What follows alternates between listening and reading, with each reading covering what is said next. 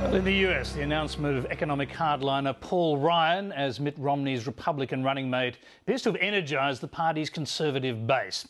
And it's left surprised pundits trying to work out if Ryan is an inspired choice or an act of folly. A new Gallup poll gives the Romney-Ryan ticket mixed reviews, with Paul Ryan getting the lowest rating of any vice presidential choice since Dan Quayle. Craig McMurtry reports. He wasn't the favourite to be Mitt Romney's running mate. Paul Ryan is policy wonk, hunter, fitness fanatic, a 42-year-old Republican in a hurry. We can turn this thing around. We can.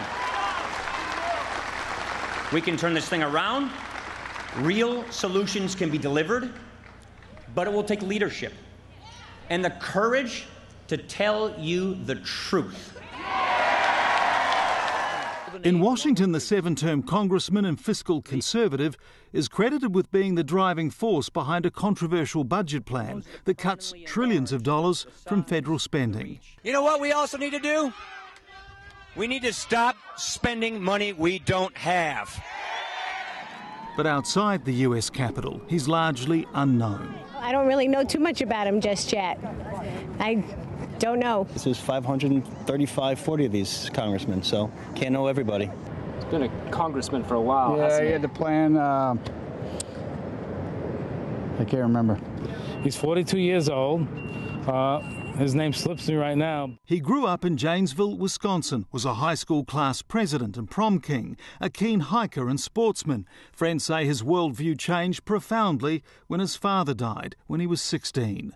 At university, Paul Ryan absorbed the economic theories of Milton Friedman and writings of libertarian novelist Ayn Rand.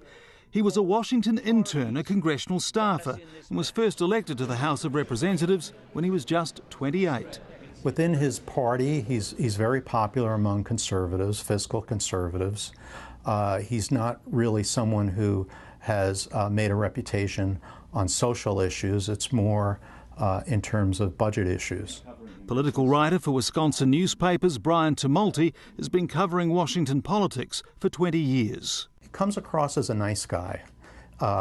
Democrats who work with him like him. They disagree with him on policy issues, but it doesn't become a grudge issue. He says the pro-life Catholic social conservative will help Mitt Romney connect with blue-collar voters in the American Midwest. This is only the second time Republicans have had a Catholic on their national ticket.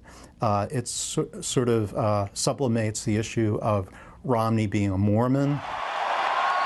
A favourite of the Tea Party like Sarah Palin before him, Brian Tumulty believes that's where the comparison between the two Republicans ends. She was an outsider who didn't really know much about Washington. He has worked on the Hill. He knows how Washington works. He excites the fiscal conservatives. Social conservatives, I think, are happy as well. And I don't think he'll embarrass Romney.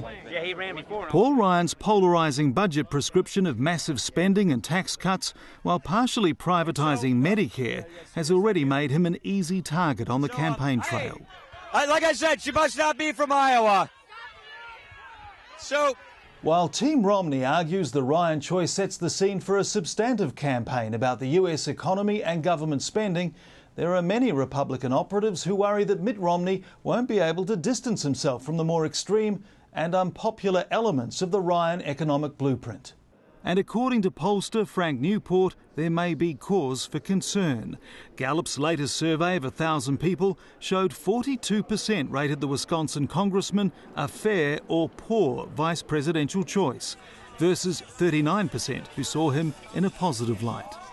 My summary is that Paul Ryan brings some baggage to the nomination. He's not very well known in general, but the people who know him probably know him best for his controversial position on the budget, so that means he has higher negatives than might have been the case for some other nominees. The pollster says while Gallup's daily tracking polls are showing the slightest bounce for the Romney campaign following the announcement of his choice of running mate, 12 weeks out it remains a tight race. But all of our data so far suggests it's a close election.